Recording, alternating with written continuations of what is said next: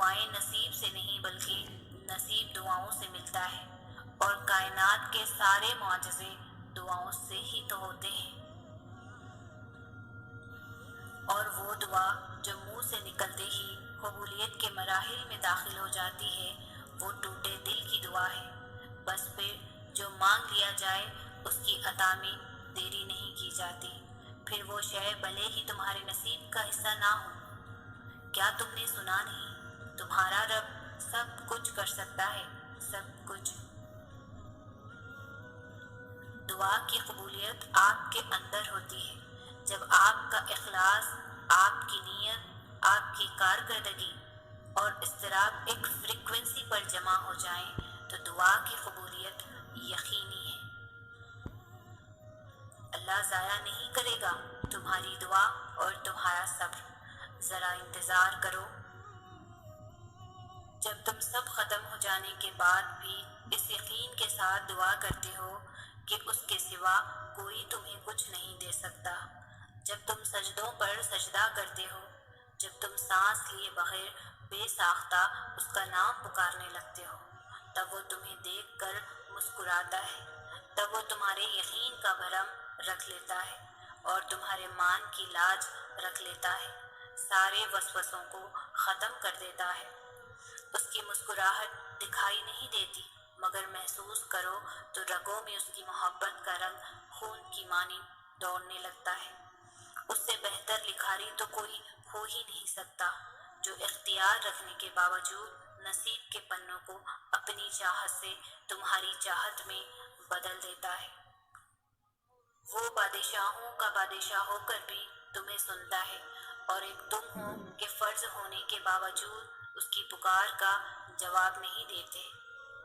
کبھی اس کی محبت میں رنگ کر تو دیکھو، کائنات کے سارے رنگ پھیکے لگنے لگیں گے۔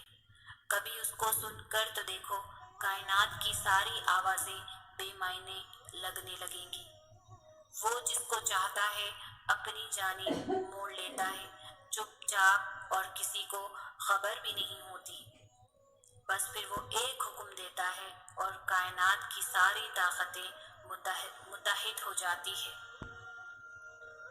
کن اس کے گرد طواف کرنے لگتا ہے اور ساری باتیں فیکن پر ختم ہو جاتی ہے۔ یوں سبھی کہانیاں مکمل ہو جاتی ہیں۔ کبھی آنسو، کبھی سجدے، اور کبھی ہاتھوں کا اٹھ جانا۔ انسان جب ٹوٹ جاتا ہے تو اللہ بہت یاد آتا ہے۔ صبر کرو اور یقین رکھو، مایوس دلوں کے لیے معجزے نہیں ہوتے۔ اپنے درد کو اللہ سے بانٹ لیا کرو، پھر درد جانے، دوا جانے اور خدا جانے۔ وہ اپنے ایک حکم سے ہر وہ شے بدل دیتا ہے جس کے لیے دل مطمئن نہیں ہوتا۔ میں نے ادھوری تمناؤں کا حل سجدوں میں پایا ہے۔ تہجد نام ہے اس سکون کا جس میں میری اللہ سے طویل گفتگو ہوتی ہے۔